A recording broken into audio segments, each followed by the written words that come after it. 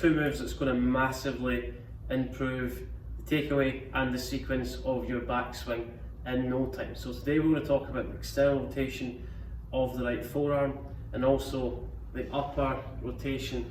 If you think about splitting the middle of your rib cage all the way up to your shoulders, we're going to talk about the rotation of that and how that creates the depth, the elevation in the arms, and also trying to get the correct sequence of the left arm in the backswing and how that contributes to the downswing sequence.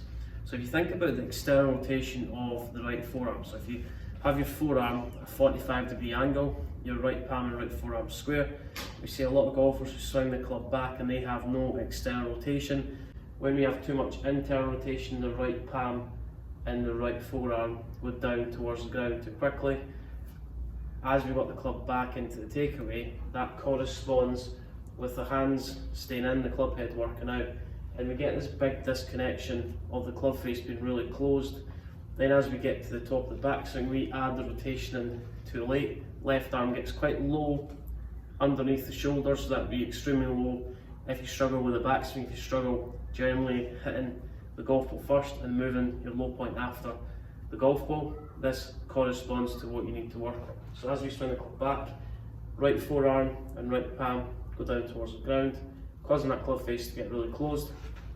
As you got the club to the top of the backswing, left arm gets quite low across your shoulders, so your hands are below your shoulders. Then from there, the only way to get the club back to the golf ball, left shoulder elevates, we tilt back towards the right side, stop our body rotation, and then we throw the arms out in front of us to try and get that club to come down more on the outside, to try and get the club back in line. So think about two things. As we swing the club back, the feeling is trying to get the right palm and right forearm to feel more external. So think about right palm, right forearm facing up towards the sky a little bit earlier into the takeaway. And then from there, as we swing to the top of the backswing, we see a lot of golfers who don't rotate their chest at all at the top of the backswing. So the left shoulder collapses. That's going to reverse where our weight goes into our right foot. Also, you start to see a reverse spine angle where your spine starts to extend away from the target. That's a recipe for disaster. And swing the club back, right palm, right forearm face the ground. Club face gets really closed, and from here, the only way to get the club up is you'll really see that left shoulder start to elevate. So the forearms rotate to the left arm gets really low. And then from there, the clubs are way behind. Then from there, the only way of getting the club back to the golf ball is left shoulder drives towards the ground, shaft deepens, and then we're going to have to shallow the club late on, and that's where we lose our face control. So get the club in the right sequence to start off with. Left-handed swings only. Swing the club halfway back so the shaft's parallel to your toe line, and then from there it's just a gentle rotation, right forearm and right palm towards the sky. That's your feeling, but in reality the right palm and the right forearm are facing your golf ball to target line, and then from there just keep that right elbow pointing down towards your right hip. We don't want to get that right elbow too deep, so keep right palm, right forearm facing towards your golf ball target line. Allow the right arm to fold slightly quicker in the backswing, point the right elbow down towards your right hip. And then it's the transportation of the left shoulder working down and across in the backswing, which is going to allow the chest to rotate, so you're feeling as left shoulder across just behind your golf ball that you're trying to hit. Chest is going to point on the instep of your right foot.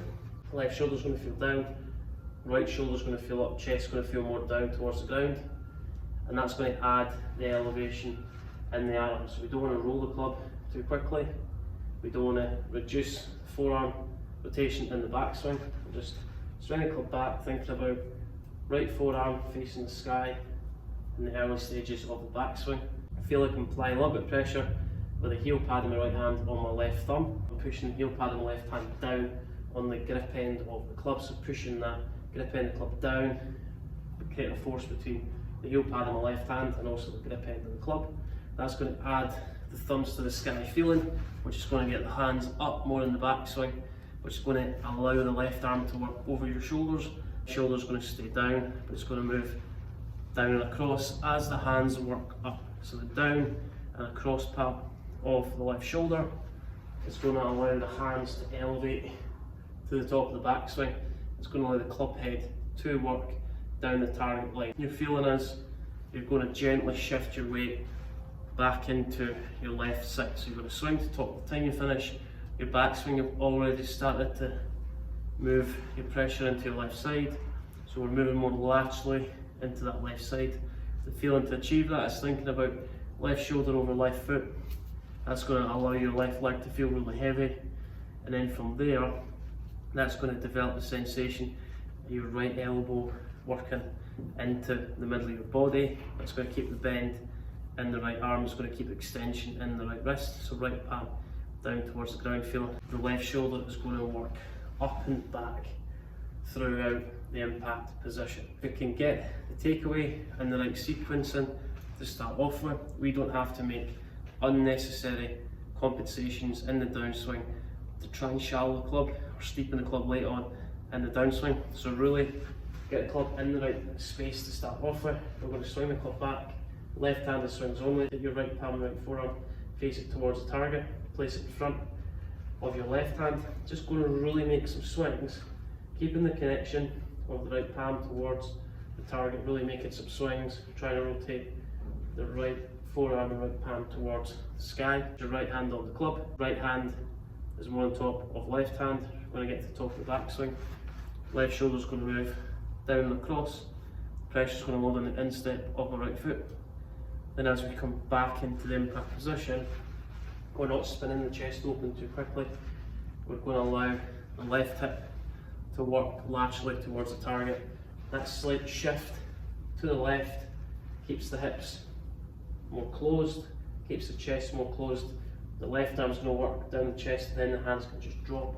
So we're shallowing the club earlier on in the downswing, which gives us the best opportunity to transfer our weight back into that left side, getting the hands ahead of the golf ball, keeping the bend in the right arm, and then from there, really using the left leg as a post, rotating and extending around our left side. If you've got any thoughts or any questions regarding the takeaway and the transportation of the arms from the top of the backswing into the downswing, comment below with what you'd like to see in my channel in future weeks. Any thoughts or any questions regarding that video, please let me know.